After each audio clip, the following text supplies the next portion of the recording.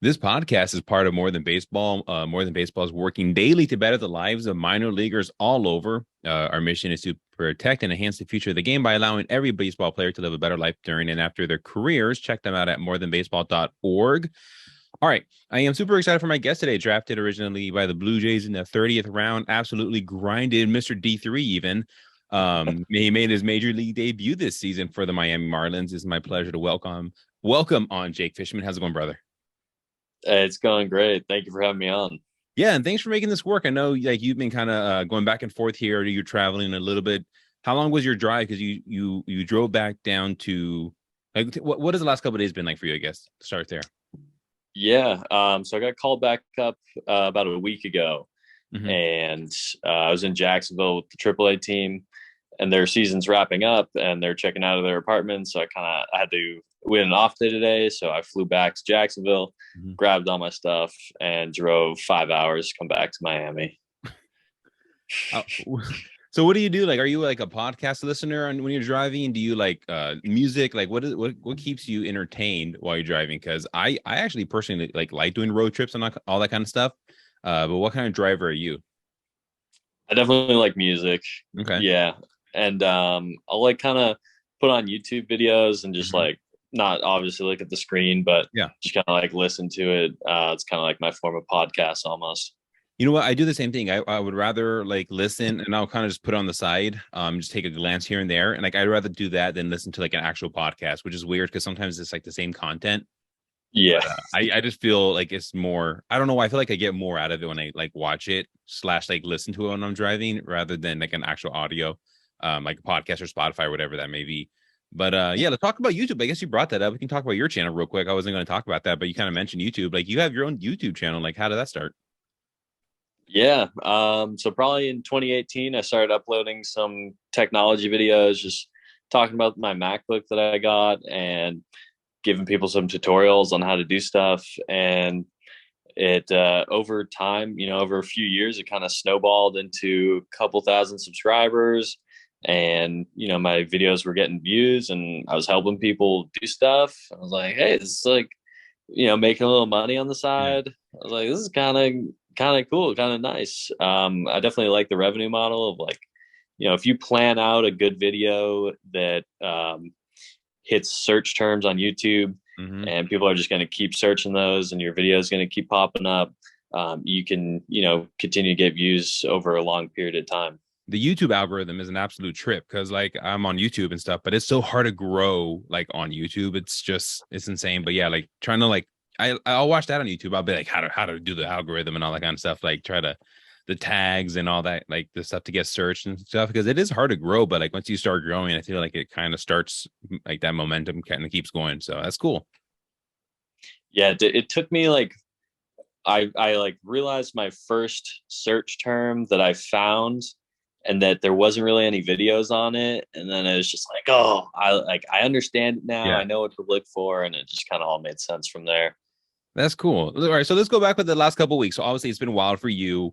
You went back and forth from the show. You made your major league debut a couple weeks or months ago. Now, congrats for you for that.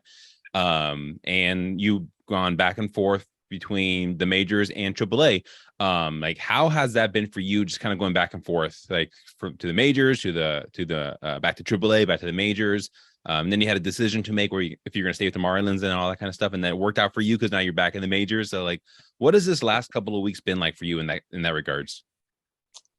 Very hectic, like of course, like your debut is going to be very hectic, where you Yeah. just it's a whirlwind. You get called up, a lot of family and friends are showing up, and you're panicking.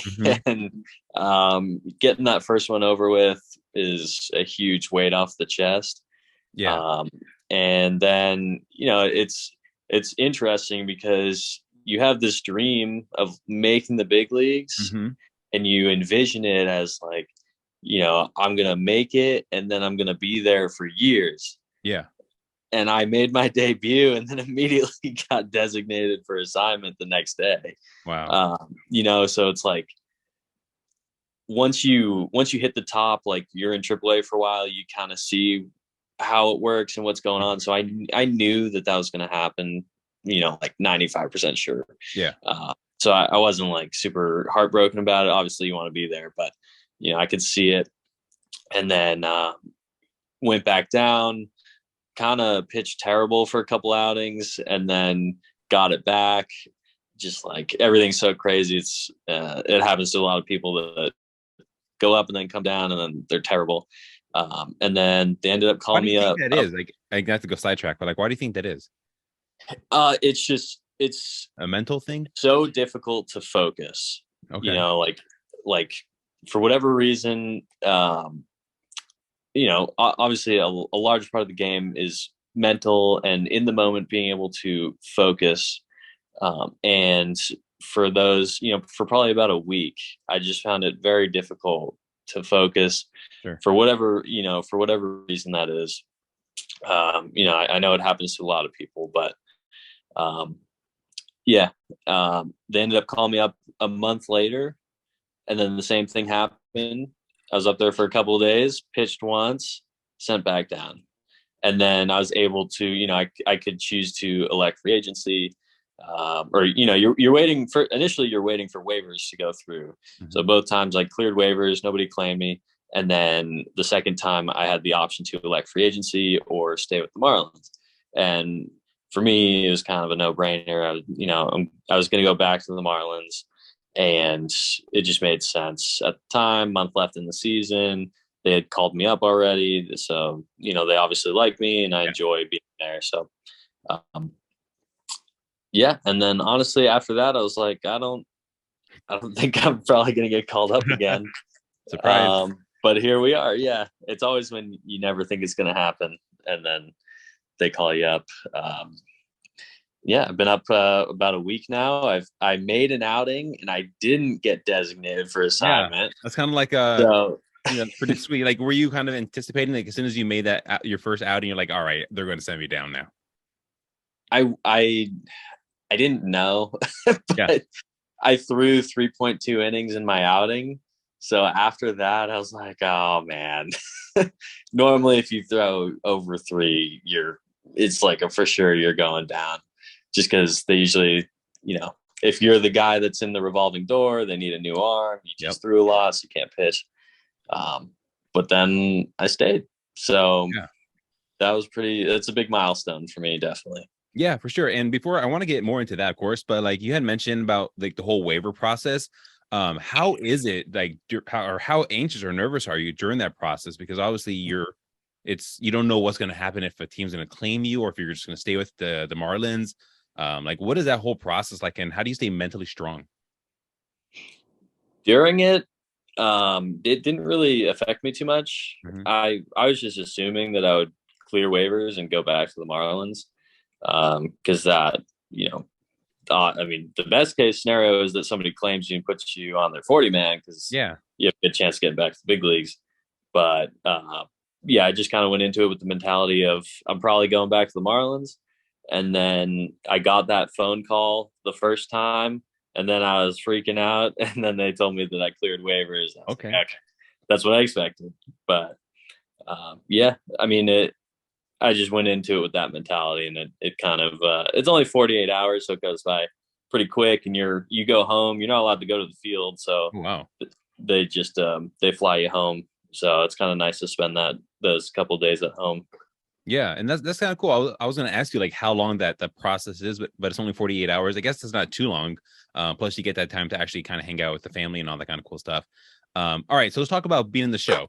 You've been in the minors for a few years. What was that one moment that you just realized, like, all right, I'm in the show now? Was it like maybe the spread, the clubbies just being able, you want like a Red Bull before the game is just right there waiting for you, like anything you want is there, the hotels, the flight, like what was like that moment, like I'm in the show for you? Good question. I would say this most recent time that I got called up going on the road trip. Okay. So both times before we were at home and never got to go on a plane flight or, take the bus with the guys. So finally got to do that. And you just, you get onto the plane and you're like, wow, every seat's a first class seat. You got people playing cards and having fun. And that was probably the moment where I was like, okay, this is Yeah. this is way better than a 6 a.m. flight that you're miserable. Got up at 4 in the morning, and in contrast to this, where we drive up to the plane on the bus, hop on the plane, and it's a very luxurious experience. Yeah. So what do you do on the plane? Are you just kind of are you a cards guy? You try to get some sleep. Maybe you crack a few cold ones with the boys. Like, what do you do? Obviously, you're a rookie. You don't want to overstep your boundaries and stuff like that. But like, what do you do during on this last couple of trips that you've been on? So I've been on one trip Okay. to the Nationals place, and on the plane ride there, I slept Nice. because that morning I had a 6 a.m. flight to Miami. So I was up at 4 in the morning and then went to the field. And then we got in. We didn't get in till like 3 in the morning. So I was dead. Yeah. But I don't know. I might dabble at the cards table next time, see what happens. Who's like the clubhouse guy for the Marlins? Like who's maybe like keeps it loose for the guys? Because obviously you're kind of new there, obviously, but like who is maybe off the first experience? Like who do you see just kind of like maybe like the alpha in the locker room? Definitely Miguel Rojas. Okay. Yeah, he's awesome. He's the best guy ever. But he's always up there controlling the microphone, telling stories, and he's in the clubhouse causing a ruckus. He's awesome. Yeah, that's pretty sweet. So like I loved talking about like rookie hazing stories because obviously you only been there a little bit of time. I talked to like Nick Heath from the Royals last year. He said that he had to wear like a hazmat suit on the airplane. They had to blow it up. He couldn't move anywhere. It was super uncomfortable. Tyler Zuber also with the Royals. He had to do like karaoke like on the bus and stuff. Like have you had to experience any of that in the short time that you've been with the Marlins? So I know that on our next plane flight, we're doing a rookie dress up. Okay. Do you know what it is? Like, can you So break it or is it kind of secret still? so the older guys they get the apparel that we wear. So I have no idea what's gonna happen, but Man. yeah, it should be fun. Yeah, I'm excited to see that. And is that on the trip to Miami or Milwaukee? That's on the trip to New York. Okay. Yeah, So this Friday, hopefully, or upcoming Friday, we'll see you in Milwaukee. I already told my wife, like, we're going there. Like, if you're pitching, if you're in on the team, like, we're gonna be there. Like, I don't know what day, that's awesome. but we'll have to make it work, and I'll have to let you know. Maybe I'll get to meet you over there in person, all that kind of stuff. But yeah. So obviously the Marlins, like, they have some absolute studs on the team. Like you look at like Pablo Lopez and Sandy Alcantara. Like, how is it watching those guys pitch? Because those dudes are just nasty. It's crazy. Like especially Sandy. And obviously Pablo's amazing, but Sandy's just on another level. I've seen two of his complete games, Yeah. and he's just a beast. He never stops. He'll be at 100 pitches, still throwing 100. And I'm sitting there thinking, how does this guy do this? Yeah. I'm dying at pitch 50. Yeah, I'm a reliever, but Right. it's just unbelievable to be able to watch those guys pitch. And honestly, our entire rotation Mhm. is insane, especially when they're all healthy. But we got Jesus Luzardo, Yeah. Trevor Rogers, Braxton Garrett. They're all very, very talented. Yeah, and Jesus Luzardo, I think he just had like a 13 or 14K game just like yesterday or the day before. Like that dude came from Oakland. Like that's my team growing up. I grew up in California, so that's my team. And I was kind of mad when they traded him last season, but I knew he was going to do good. And like he's a stud. Like he's always had that talent. Yeah, he's a treat to watch as well. Have you been able to like learn anything from just watching some of these older veterans, or maybe even guys that you played with and now they maybe got the call up before you? Like has there anyone there that you've been able to like pick their brain, just kind of get more information about, and like, hey, how do I like perform better in the majors? Definitely.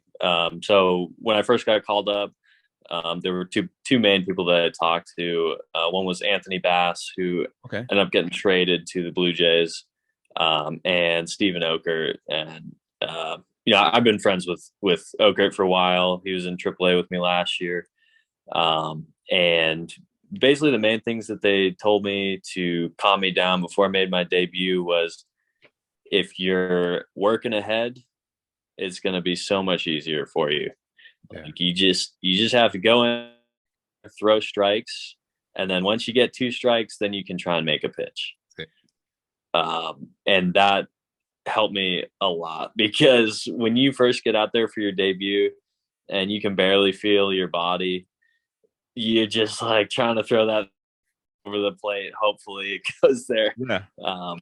So just not trying to do too much. And, every outing has gotten better for me because I've gotten more comfortable and I'm ready. I just feel way better being like, I'm gonna try and hit a spot and get it there. And just not really being afraid to pitch to big leaguers. Because, when you initially get up there, you're facing all these guys that Francisco Lindor. yeah, right. And then what really made it settle in for me was when I faced Lindor twice and he grounded out both times. I was like, wow, even big leaguers that are studs, all stars, will ground out on your, if you make good pitches. So did you face him twice in your debut or just once? I faced him twice in my debut. So we can go ahead and say Francisco Lindor is 0 for 2 against you. Dude, and that guy, like he said, he's a stud. He's an absolute stud. Like, I would be the cockiest person, and that's probably why I'm not in baseball. You are. I would be like, all right, I might as well just end my career now. 0 for 2 against me, one of the best players in baseball. Yeah, I mean, it obviously feels really good to be able to get him out twice. But baseball is such a funny sport because one outing doesn't define you, one inning doesn't define you, and one pitch doesn't. It can flip so quickly on you. You just gotta keep your head down, stay level, and just keep making good pitches. Yeah, no, for sure. So tell me this then: when you get the call, you hear the phone ring or the Rocky ring, and they say your name, and you start walking out to the mound, and you see Francisco Lindor standing there. Like, what is going through your mind? Like, all right, I'm making my debut against the Mets. Not the Mets. The Mets. Yeah, and I see Francisco Lindor there, one of the better hitters in baseball. Like, what is going through your mind? Like, I'd be just freaking out. Yeah, that was the first. So here's the first batter that I faced. It was first and second, 2 outs. Francisco Lindor was up. And I just remember thinking initially in my head, so I'm a funky lefty.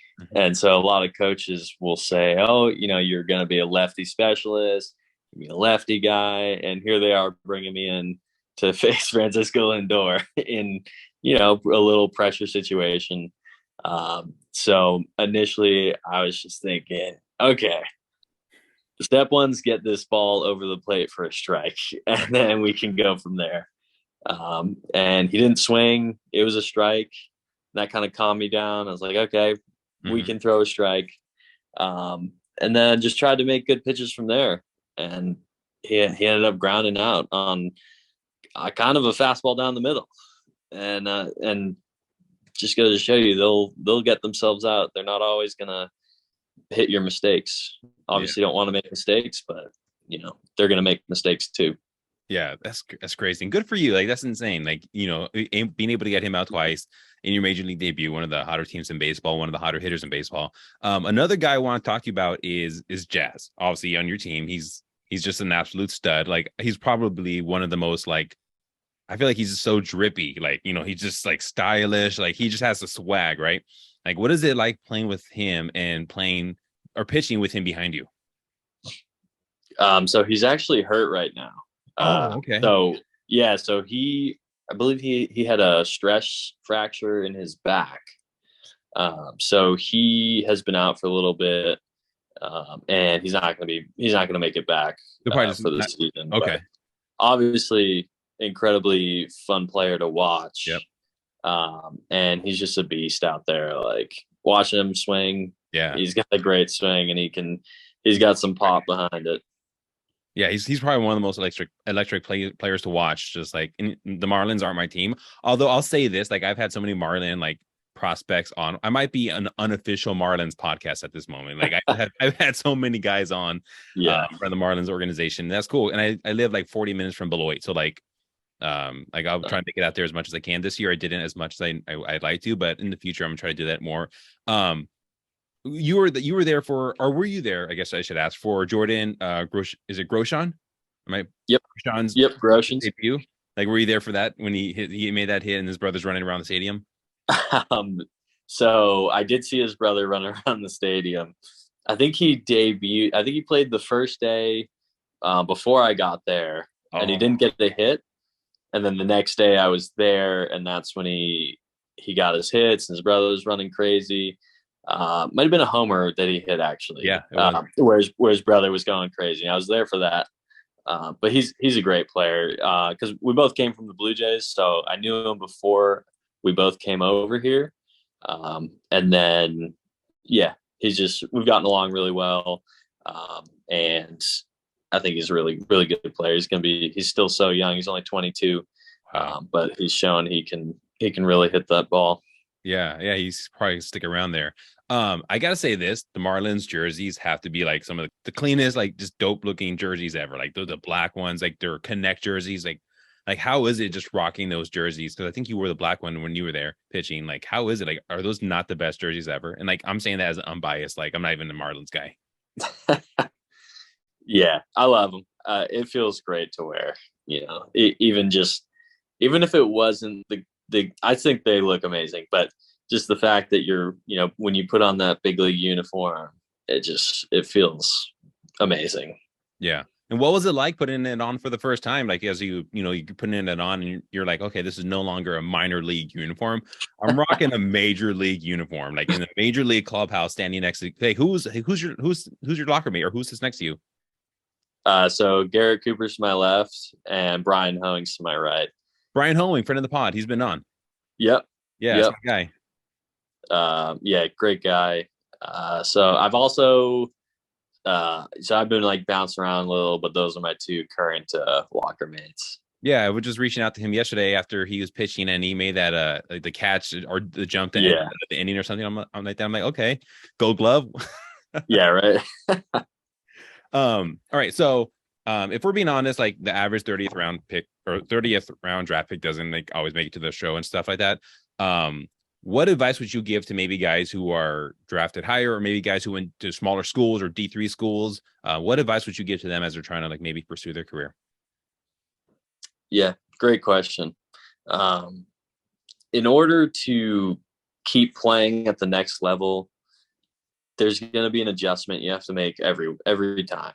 Mm-hmm. And for me, a lot of that was just developing my routine. My recovery routine was a huge, huge factor. And for a lot of people, that's a big factor, because if you can't throw, you can't move up. Yeah. So you have to develop a routine. You have to figure out what works for you. And that means you have to test a ton of different stuff. So my advice is always to just keep testing stuff, figure out what works for you, and then get that core routine, and then continue to test other stuff and see if it's going to fit in for you and work for you. And just never settle, because too often you see guys come back and they're the same pitcher as they were the year before. And you often, more than often, see those guys end up not making it to the next level. So you just have to keep making those adjustments. Yeah. And baseball is a game of adjustments for sure. And like, obviously you can speak that from that experience that you've had, gone through all the minors and obviously now making your major league debut and stuff. And like you said, you're getting better as you progress and get more confidence pitching through, major league hitters and stuff. So let's talk about like you in high school and growing up. Like, when did you realize you were kind of nasty at baseball? I had a good high school career. Yeah. But I was pretty small, pretty scrawny.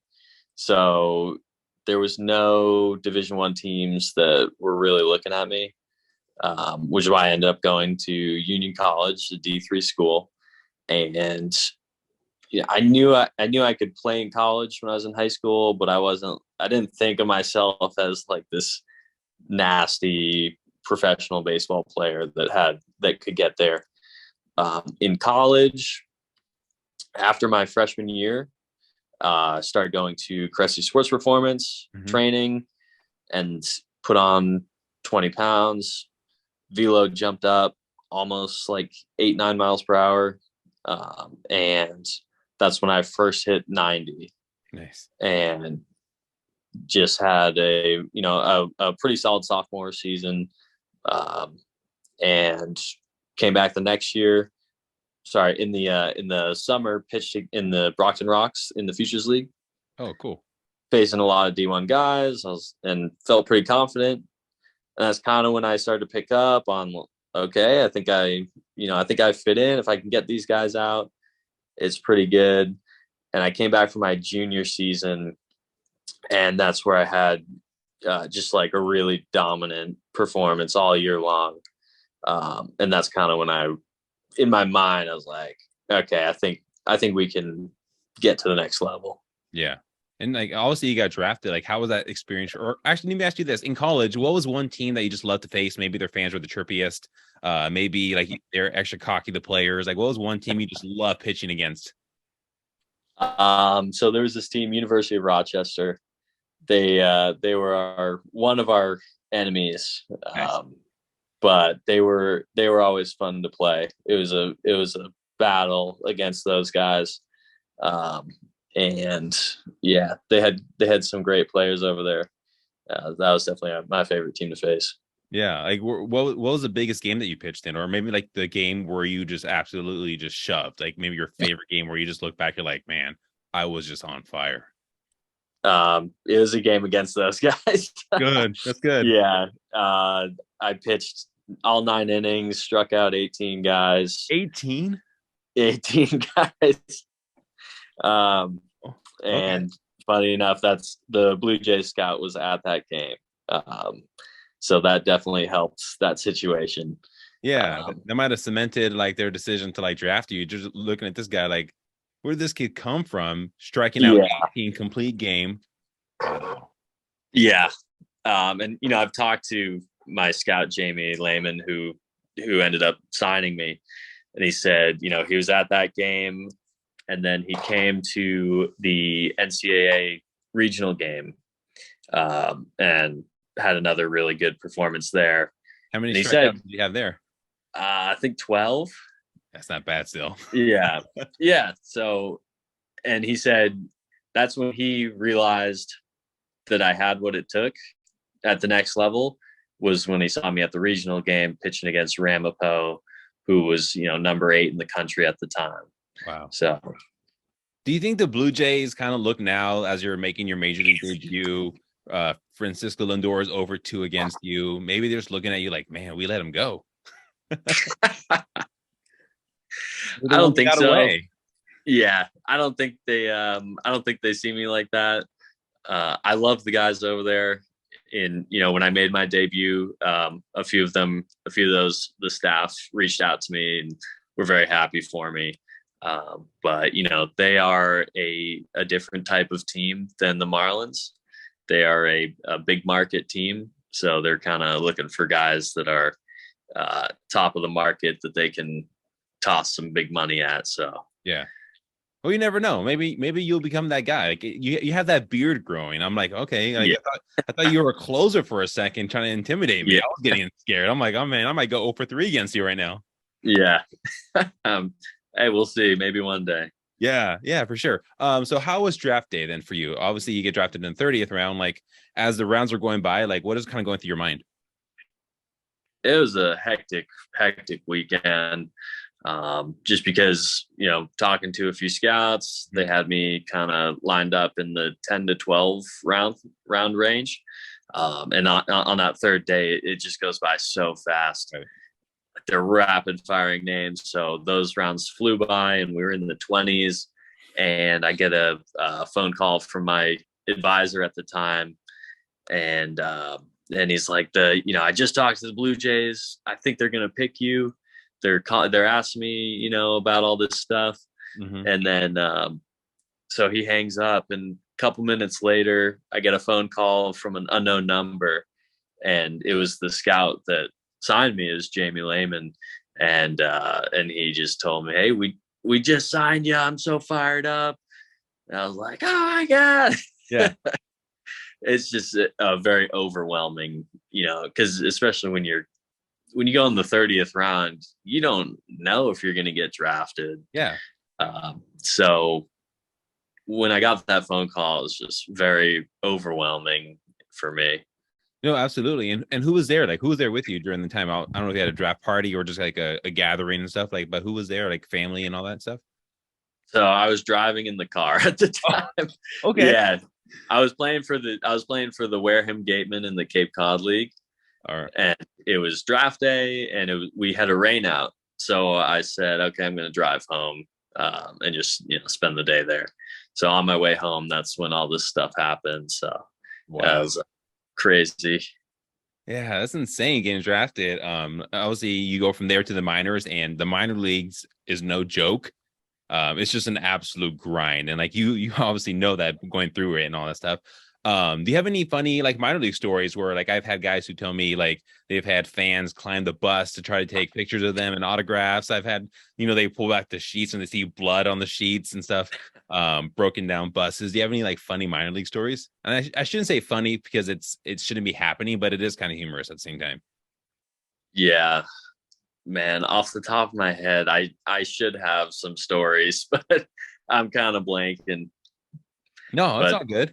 What was maybe one city that you got to, or like you just look around, you're like, where am I? Like I'm in the middle of nowhere. Shouldn't even be in the city.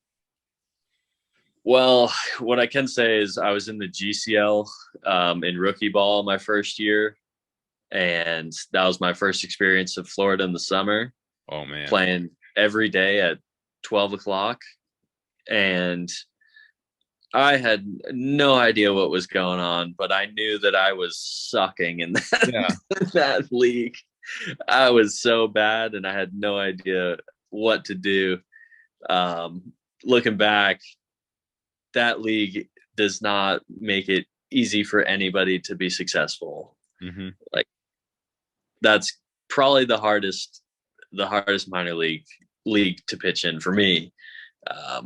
And I just remember like questioning what baseball was, and you play for so long with 10 people watching you on a backfield, and it's miserable. Yeah.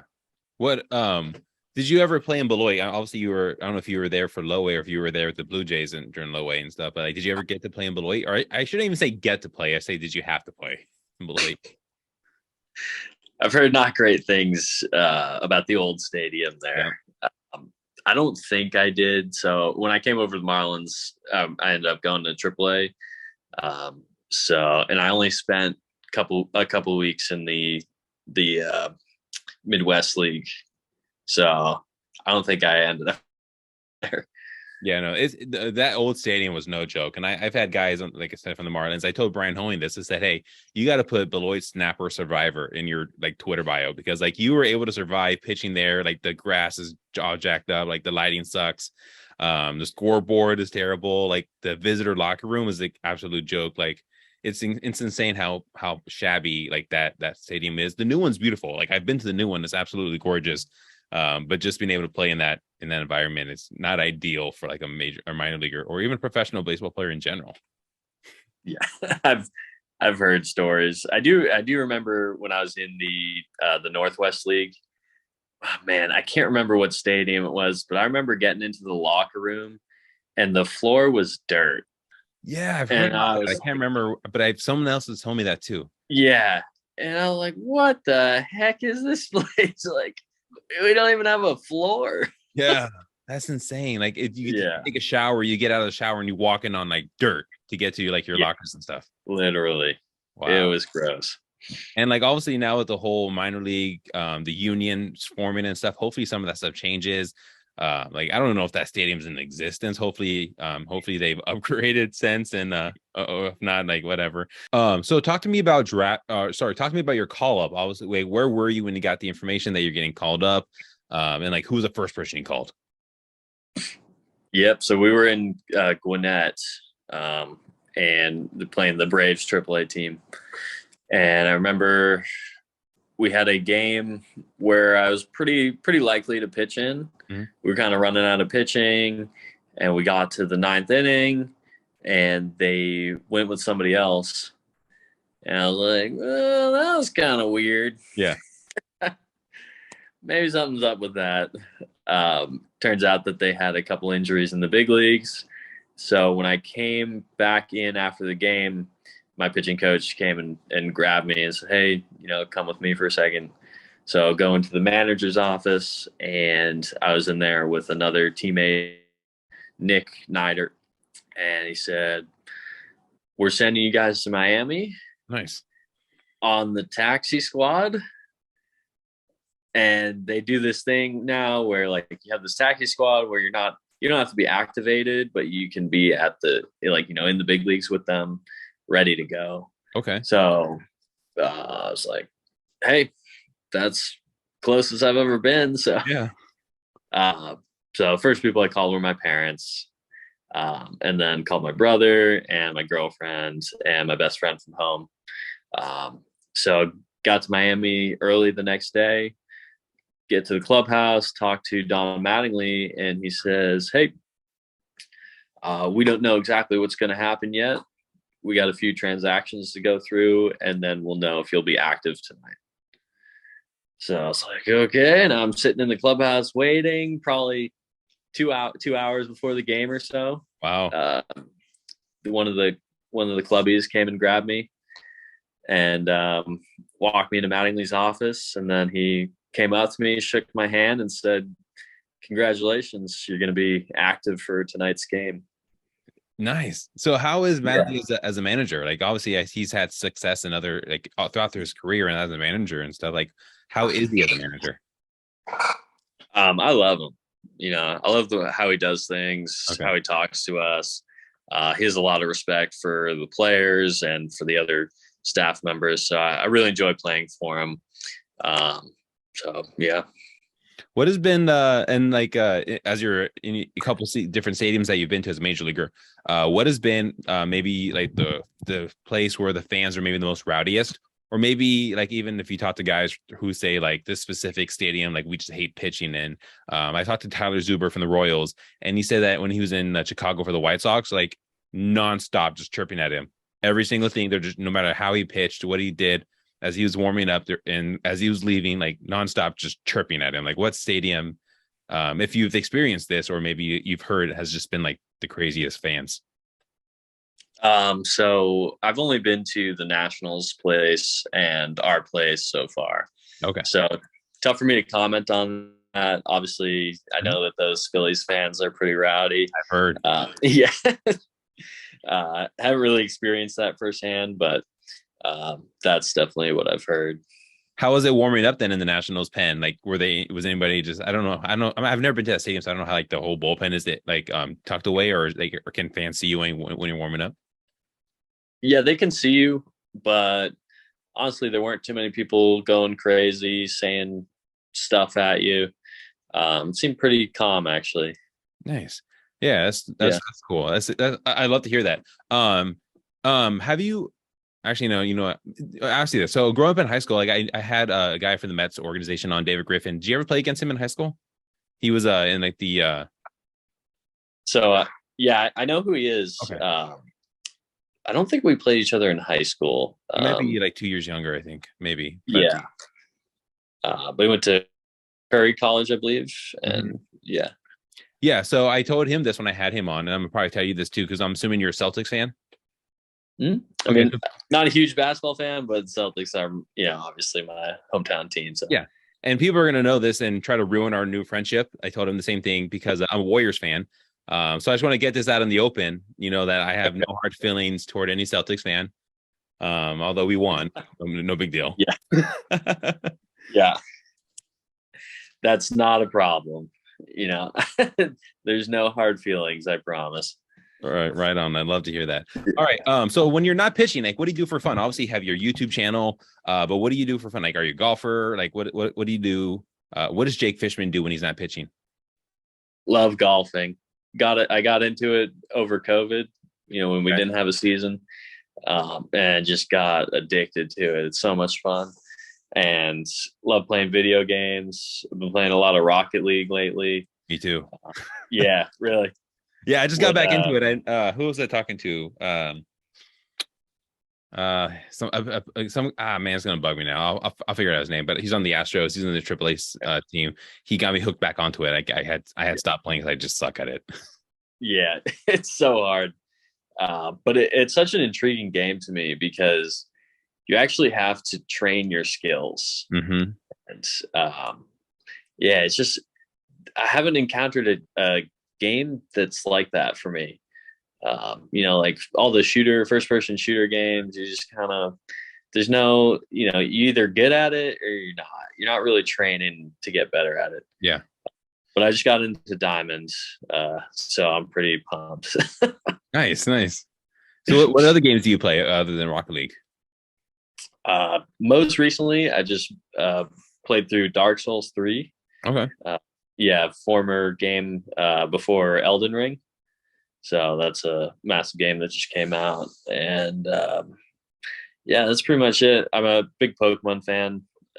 My walkout is the Pokemon theme song. Yeah, I saw that. Yeah. So obviously playing some Pokemon. Yeah, who's maybe one guy that you golfed with, maybe either in like AAA because that's where you spent most of your time, or even the majors, maybe if you've gotten to do that, who's just like a stud at golf, and you look at him like, okay, you're good at baseball, now you're good at golf. Is there anything you can't do? So actually, Brian Hoeing is a really good golfer. Okay. Yeah, he's just a pure athlete. He's good at basketball. He probably could have played in college. I believe is what he said. Mm-hmm. He's good at golf. He's just a good athlete. Yeah, I think when I had him on, we were talking about how playing basketball and how he kind of went baseball instead of basketball. Did you do any other sports in growing up or no? I did. I played basketball and I played soccer for 1 year in high school. Cool. And then, kind of as high school went on, just started to focus purely on baseball. Yeah. What do you do to get hyped up when you're coming out of the bullpen? Because obviously you're a reliever. I've had guys on who told me they do smelling salts, maybe Red Bull, pre-workout dry or not dry. I know a couple guys on the Marlins, minor league teams, they tell me they like drown themselves. Like, what do you do to get like hyped up? So I'm kind of a weird dude, I think, because I don't do anything. Okay. You're just automatically like ready to go. Yeah. I've found that when I do that stuff, obviously I've tried, taking pre-workout and doing while drowning myself. And, I haven't done that before, but I found that it makes me not as good out there because I get too excited, too overwhelmed. Like I try and throw too hard, do too much with everything. So I found that when I'm not using an outside like stimulant or whatever, that's when I'm pitching my best. Okay, cool. Right. One more question before we let you go here. Like, what do? You mentioned that you listen to music and stuff on the road. Like, what kind of music do you listen to when you're not listening to Pokemon songs? So my right now, I'm really into Odessa.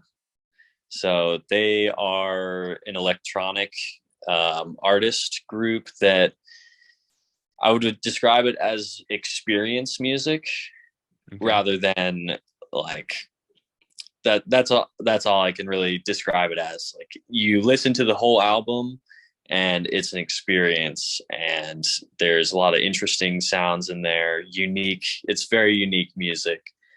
So I've been listening to that to either calm me down before the game, or if I'm just hanging on a bus ride or something, I'll toss it on and kind of enjoy the experience while I'm listening to the music. Yeah, that's awesome. I'll have to check them out. I don't think I've heard of them, but yeah, I'll definitely check them out. I want to say this before we go. Like I'm super excited that you made your major league debut. Super excited for you. Hyped for that. This might be now the official Jake Fishman podcast. Just letting you know that. Like I'll give you the contract. You can sign it later. No big deal. But like I got your back. Like if I see people chirping at you on Twitter, I'm gonna clap back at them for you. I'll be in the gutter. I'll be in the gutter of Twitter and social media fighting the good fight for you. Although like, you're a lovable guy, so I doubt anyone's doing that. But you never know. Like fans are just crazy nowadays, especially now that you're pitching in the majors. You know, who knows? Like they may be like, "Hey, you lost me money" or something. Like, what is the funniest DM you may have gotten from a fan? Um, I haven't honestly, I haven't really gotten any too many DMs, but I've seen a few crazy stuff. When I was in spring training with the Blue Jays, one of our pitchers hit Bryce Harper, and he was getting death threats. Like, must have been 1,000 death threats in his DMs, and that was kind of crazy. Like, I mean, he had to have security with him for a couple days because that's kind of serious. Around with. Yeah, that's serious. Yeah. And then Steven Okert, when I was up for the second time, he got a Venmo request for ruining somebody's bet. Wow, that's crazy. Like, yeah, fans. I thought that was pretty. Yeah, that's pretty good, especially with like legalized betting and stuff. Like, I'm sure like fans or players get that all the time. Like, you ruined my bet, you ruined this, or maybe you cashed in. Like, thanks for helping me win a couple things here and there. But yeah, I'm excited to have you that you were able to come on. Glad we were able to make this work. Hopefully we'll have you back on in the future. What is like the future looking like for you? Obviously the season's almost over. Like, what do you plan on doing in the off season? Yeah, so I'll head back to Massachusetts and continue my training. I'll take a little bit of time off, but I'll head back to Cressy Sports Performance and get back to my training and enjoy some off time for sure. It's been a long season, a lot of traveling. Yeah, no, for sure. Again, thanks for coming on. And like I said, I'll see you in Milwaukee, hopefully, this upcoming Friday. I'll have to send you a message. I don't know what like your schedule is like and stuff like that. If you're able to go connecting that way. If it was warmer and like you were here longer, like we golf. Like I don't golf, but like I'd pretend.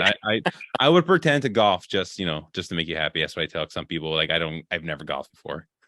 Yeah, I appreciate that. Definitely, we'll have to connect next week.